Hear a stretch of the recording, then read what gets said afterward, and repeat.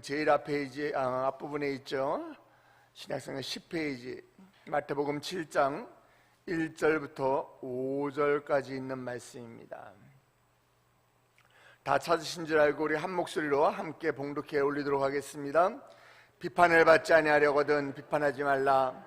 너희가 비판하는 그 비판으로 너희가 비판을 받을 것이요 너희가 헤아리는 그 헤아림으로 너희가 헤아림을 받을 것이니라. 어찌하여 형제의 눈 속에 있는 티는 보고 내 눈 속에 있는 들보는 깨닫지 못하느냐. 보라, 내 눈 속에 들보가 있는데 어찌하여 형제에게 말하기를 나로 네 눈 속에 있는 티를 빼게 하라 하겠느냐. 외식하는 자여, 먼저 네 눈 속에서 들보를 빼어라. 그 후에야 밝히 보고 형제의 눈 속에서 티를 빼리라. 아멘.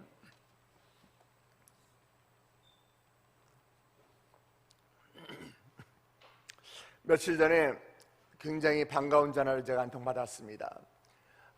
예전에 있던 제가 목회하던 교회에서 양육하던 자매였는데요.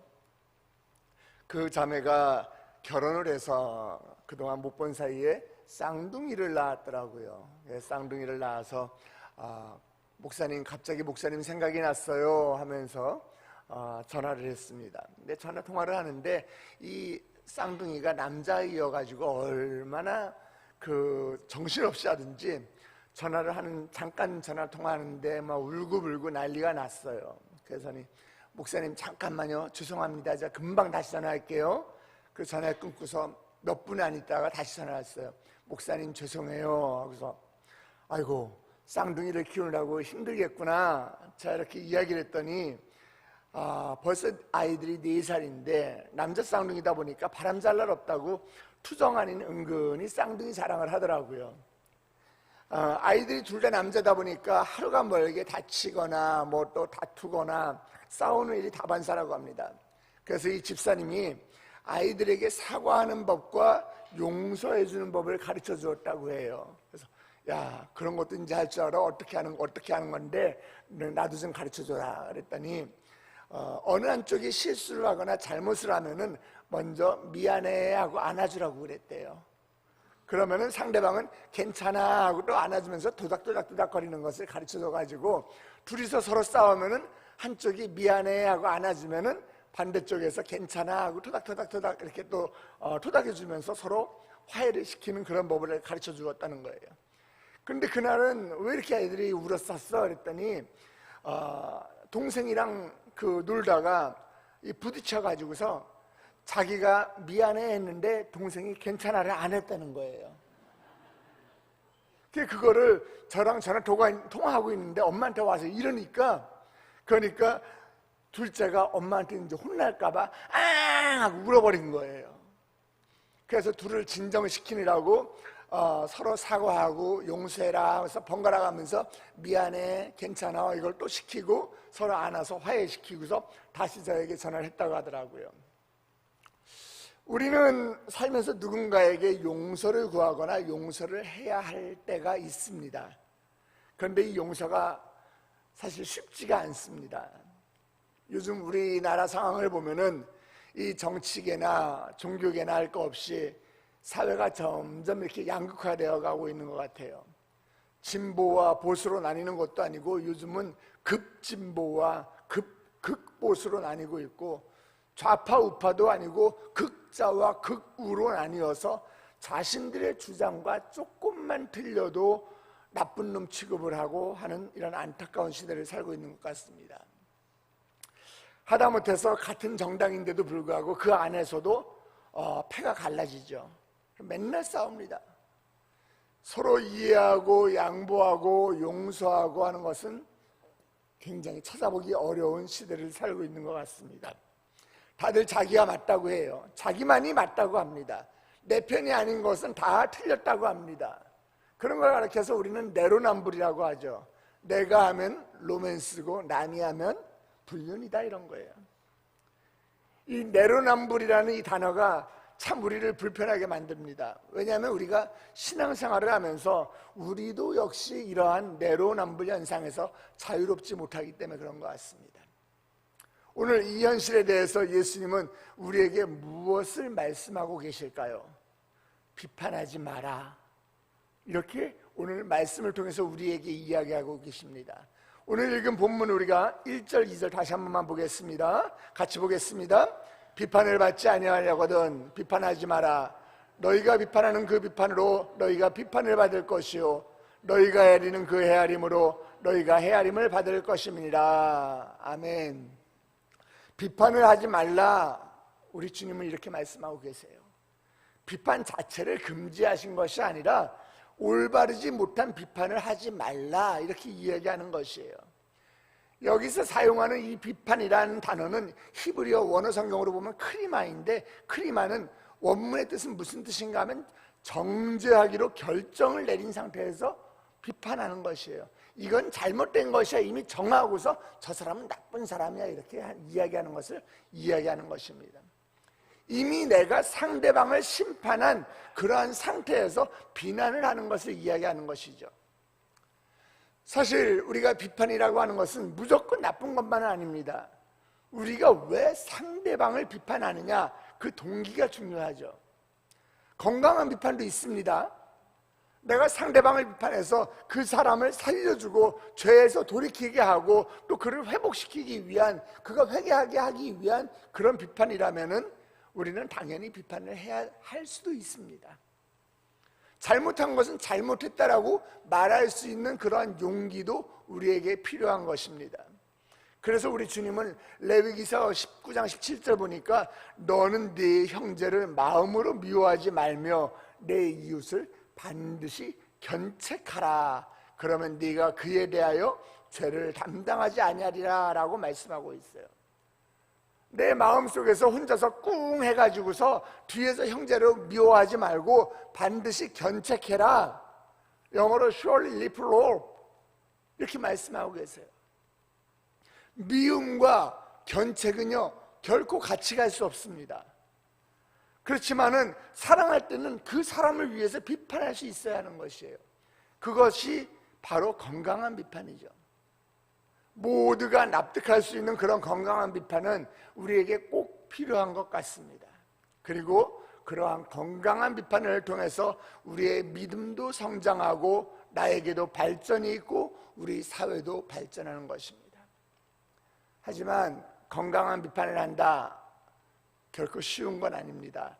그래서 예수님은 3절에서 이렇게 말씀하시는 거예요. 우리 3절 다시 한번 같이 봅니다. 3절 말씀입니다. 어찌하여 형제의 눈 속에 있는 티는 보고 내 눈 속에 있는 들보는 깨닫지 못하느냐. 아멘. 제 아내가 어느 날 저를 불렀어요. 목사님. 제 아내가 저를 목사님이라고 부를 땐 저는 일단 긴장을 합니다. 예, 보통 때는 뭐 여보 아니면 오빠 자기야 이렇게 부르는데 목사님하고 부르면은 제가 뭔가 잘못한 거거든요. 일단 긴장을 해가지고 왜 하고 불렀더니 별거 아니었어요. 눈썹이 빠졌는데 눈썹이 눈에 들어가서 눈이 아프다는 거예요. 제가 이리 와봐 한번 봐줄게 하고 보니까 아무리 봐도 눈에 눈썹이 보이지가 않는 거예요. 안 보이는 거예요. 눈에 들어간 눈썹이 잘 보일까요? 안 보여요. 잘 안 보여요. 하물며 눈에 들어간 티가, 이 먼지 같은 것이 눈에 잘 보일까요? 절대 보이지 않습니다. 절대 보이지 않습니다. 다른 사람 눈에 들어간 티는 잘 보일까요? 사실 이것도 잘 안 보이긴 마찬가지예요. 아무리 깨끗하고 아무리 건강한 눈, 아무리 좋은 시력을 가진 눈이라고 하더라도, 그런 사람이라고 하더라도 남의 눈 속에 있는 티를 찾아서 발견한다는 것은 결코 쉽지 않습니다. 그 티는요, 남의 눈에 들어간 티는요, 그 눈에 들어간 티에 관심을 갖는 사람 눈에만 보여요. 그런 사람 눈에만 그 티가 보입니다. 혹시 남을 비판해 보셨나요? 남의 흠을 찾아내서 험담을 하는 일 말입니다. 사실 생각보다 재밌어요. 남의 실수를 뒤에서 몰래 욕하고 뒷담화하는 것이 얼마나 재밌게요. 그런 사람을 만나면은요, 다른 것은 보지 않고 티가 있나 없나, 이 사람한테 흠이 있나 없나, 그것만 보게 돼요. 그리고는 귀신같이 찾아내가지고서 아주 쬐끄만 티인데도 불구하고 신나가지고 내가 그럴 줄 알았어. 네가 아무리 깨끗한 척해도 내 눈 속일 수 없지. 이렇게 말을 합니다. 그리고 거기서 그치지 않아요. 자기가 찾아낸 티를 동네방네 소문냅니다. 야, 누구는 말이야, 야, 이런 티 저런 흠이 있어, 이런 실수 저런 약점이 있어, 내가 그 사람 그럴 줄 알았다니까. 이렇게 이야기를 해요. 카페에서 사람들이 모여서 신나게 수다를 떨고 있었습니다. 제 옆자리다 보니까 제가 본의 아니게 그 사람들의 대화를 엿듣게 됐어요. 근데 한 사람이 화장실을 딱 가니까 그 사이에 다른 사람들이 그 사람 흉을 보기 시작합니다. 어머, 쟤는 무슨 옷을 저따위는 여기 입고 나왔니? 쪽팔려서 같이 못 다니겠어. 그래서 여태까지 하하호 그러면서 서로 막 친하게 대화를 나누던 친구들도 서로 맞장구를 치는 거예요. 맞아, 쟤 원래 패션 감각이 없잖아. 쟤는 우리랑 격이 안 맞는 것 같아.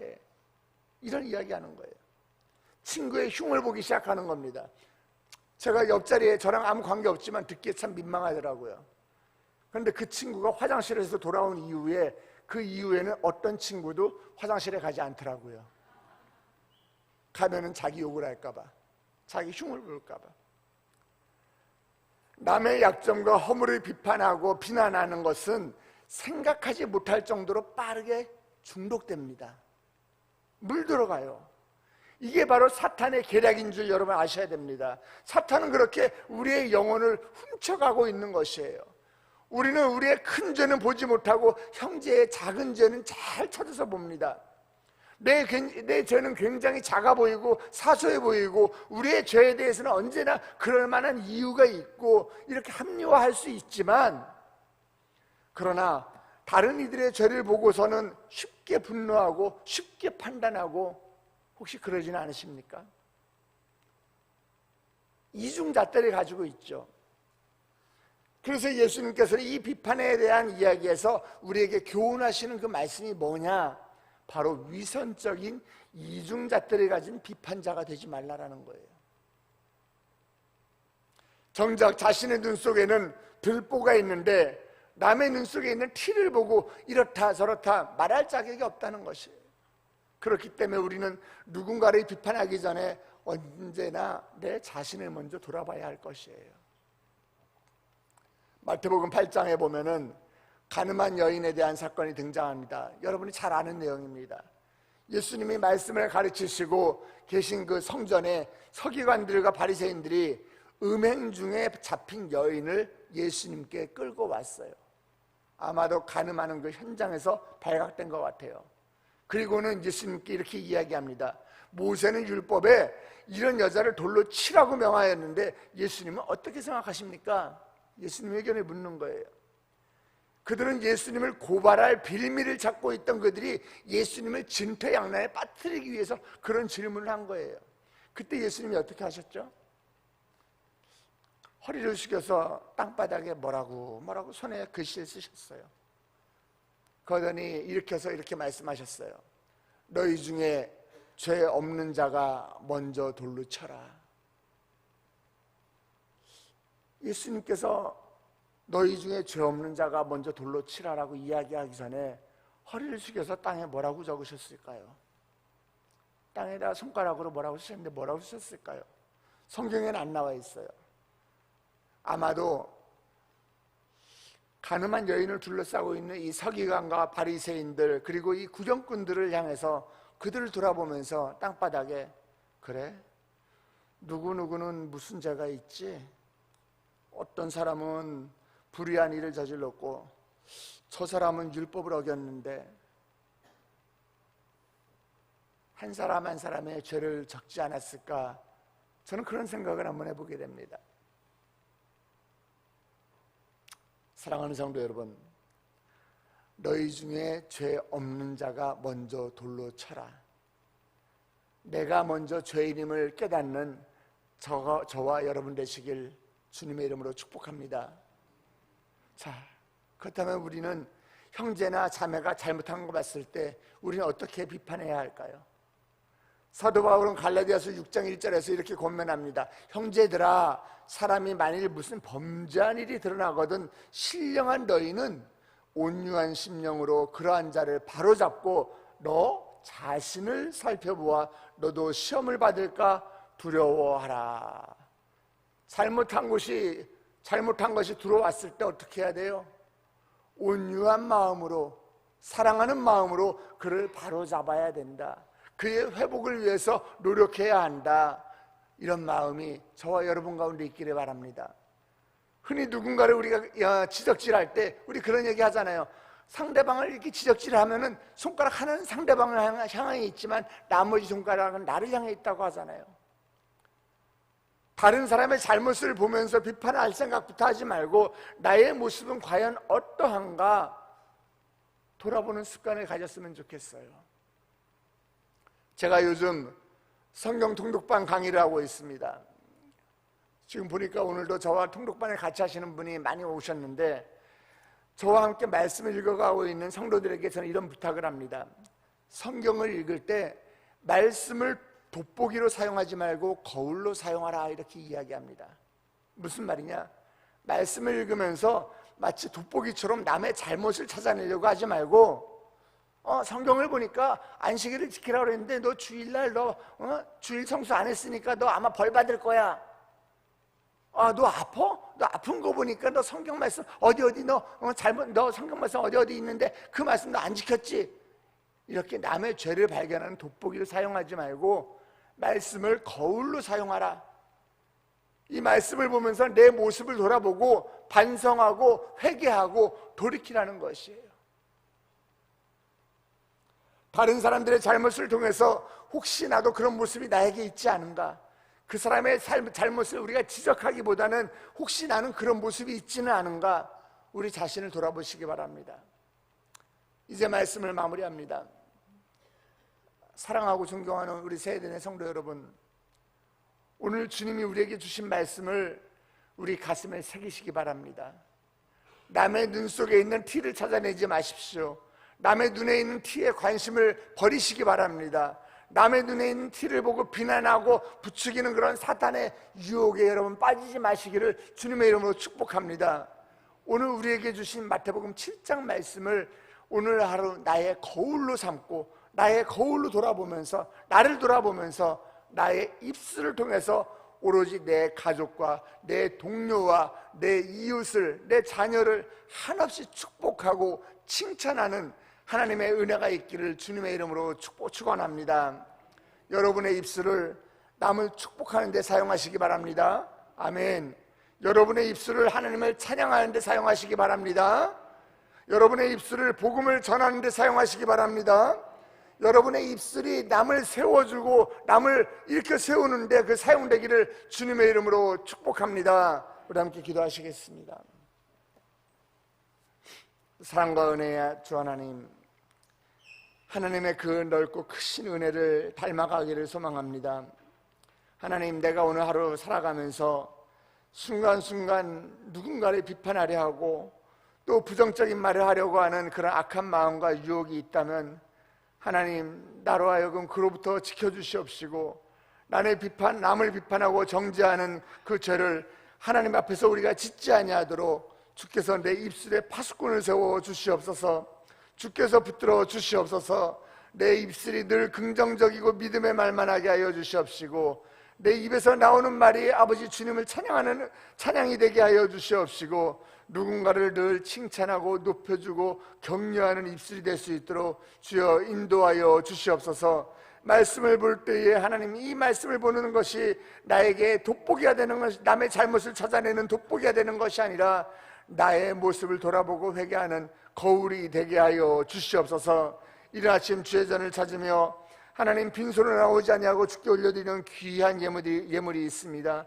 하나님, 큰아들 입사 면접 합격함으로 하나님께 영광 올려드릴 수 있도록 주여 나의 자녀를 주님께서 책임져 주시옵소서. 하나님, 우리 담임 목사님의 건강을 주께서 보호하여 주시옵시고 우리 가정의 평안함을 허락하여 주시옵시고 하나님, 이 아들의 강팍한 심령을 주님께서 부드럽게 만져주시옵소서. 주님의 은혜 안에 살기를 원합니다. 하나님, 나의 아들의 합격 소식을 듣게 해주시니 하나님 감사합니다. 우리 교구에 성령의 역사가 일어나게 하여 주시옵소서. 작정하는 그 기도의 제목들, 주여, 우리가 이미 기도의 제목을 적는 그 순간에 이미 주님께서 결제하여 주심을 믿게 하여 주시옵소서. 솔로몬의 1,000번째 제물처럼 1,000번째 헌금을 드립니다. 하나님, 솔로몬이 그 단에 1,000번째 제물을 드릴 때에 하나님께서 내가 네게 무엇을 줄고 너는 구하라 하신 그 음성이 하나님 그들에게 들리게 하여 주시옵시고, 이 기도 제목들이 모두 다 하나님의 아버지 응답을 받는 기도 제목들 될 수 있도록 주여 축복하여 주시옵소서. 물질들인 손길들 주여 기억하여서 이들이 물질로 인하여 고통받지 않도록 재물의 축복을 더하여 주시옵시고, 늘 하나님께 드린 것을 기뻐하는 손길이 될 수 있도록 주여 인도하여 주시옵소서.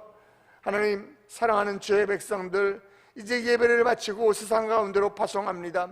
하나님, 세상 가운데서 우리가 아버지 나의 입술을 통해서 다른 사람을 축복하게 하여 주시옵시고, 하나님을 찬양하게 하여 주시옵시고, 복음을 전하게 하여 주시옵시고, 이 입술을 통해서 다른 사람을 일으켜 세우는데 나의 입술이 사용될 수 있도록 주여 인도하여 주시옵소서. 남을 비난하고 아버지 비판하고 부정적인 말을 하는 그런 악한 마음으로부터 주님께서 보호하여 주시옵시고 지켜주시옵소서. 늘 말씀으로 승리하는 주의 백성들 될 수 있도록 주여 인도하여 주시옵소서. 그렇게 하실 주님을 찬양하며 우리의 기도 제목을 늘 들어주기를 기뻐하시는 예수 그리스도의 이름으로 축복하며 기도드렸사옵나이다. 아멘.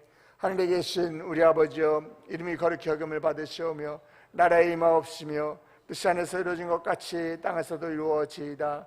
오늘날 우리에게 일용할 양식을 주옵시고, 우리가 우리에게 죄진 자를 사하여 준 것 같이 우리의 죄를 사하여 주옵시고, 우리를 시험에 들게 하지 마옵시고 다만 악에서 구하옵소서. 대개 나라와 권세와 영광이 아버지께 영원히 있사옵나이다. 아멘. 이 시간에 여러분의 각자의 기도 제목을 주님께 올려드리길 원합니다. 하나님께서는 여러분의 기도 제목에 응답하시기를 즐거워하시는 하나님이심을 믿고 기도하시기 바랍니다. 여러분들이 주의 이름을 부를 때마다 주님께서 응답해 주실 것이요, 주를 향해 두 손을 높이 들 때마다 하나님께서 그 손을 붙잡아 일으켜 세워 주실 것입니다. 그 전에 우리가 함께 기도할 것은 먼저 우리 교회와 담임 목사님을 위해 기도해 주시기 바랍니다. 하나님, 우리 교회가 모이기에 힘쓰는 교회 되게 하여 주시옵시고, 기도하는 것을 즐거워하는 교회 되게 하여 주시옵시고, 예배에 목숨 거는 교회가 되게 하여 주시옵소서. 우리 담임 목사님 영육간의 강건함을 허락하여 주시옵시고, 발뒤꿈치의 그 화상으로부터 속히 회복을 명하여 주시옵소서. 두 번째로 기도할 때에 하나님, 내가 속한 우리 나라와 민족을 위해 기도해 주시기 바랍니다. 하나님, 우리 나라를 불쌍히 여겨 주시옵소서. 하나님, 서로가 서로를 아버지 미워하고 갈등하며 찢어져 있는 이 나라를 하나 되게 하여 주시옵시고, 아버지 그들이 정말 하나님을 두려워하는 정치를 하게 하여 주시옵시고, 아버지 이 나라가 예수 그리스도의 사랑으로 다시 한번 하나 돼서 제2의 이스라엘이 우리나라가 될 수 있도록 주여 우리나라를 회복시켜 주시옵소서. 우리나라를 긍휼히 여겨 주시옵소서. 우리가 또 신년 축복성회 때 올려드렸던 5가지 기도 제목들 주님 다 응답하여 달라고 이 기도 제목을 다시 한번 주님께 올려드리며 기도하시기를 원합니다. 주의 이름을 우리 간절히 3번 부르고 기도의 자리로 나아가도록 하겠습니다. 주여, 주여, 주여.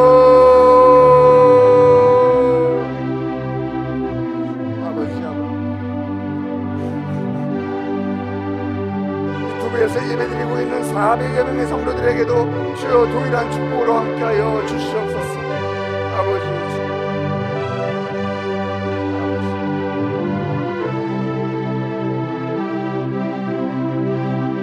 주여,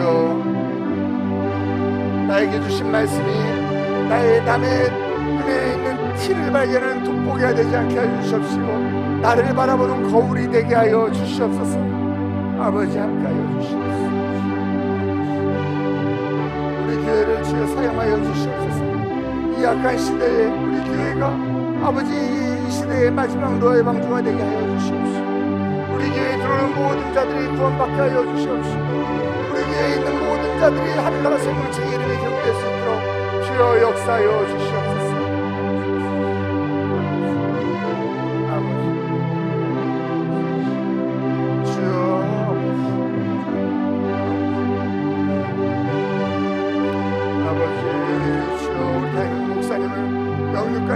강건할 수 있도록 주여 붙들어 주시옵시고 주님의 장중에 우리 담임 목사님을 지키고 붙들어 주시옵소서.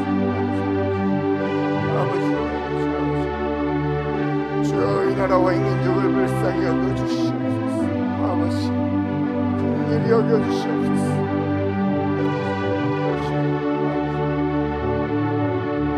아버지 나의 자녀들을 주여 책임져 주시옵소서. 아버지 자녀를 위해서 눈물의 기도를 하는 부모들의 기도의 제목을 주여 응답하여 주시옵소서. 아버지 역사하여 주시옵소서.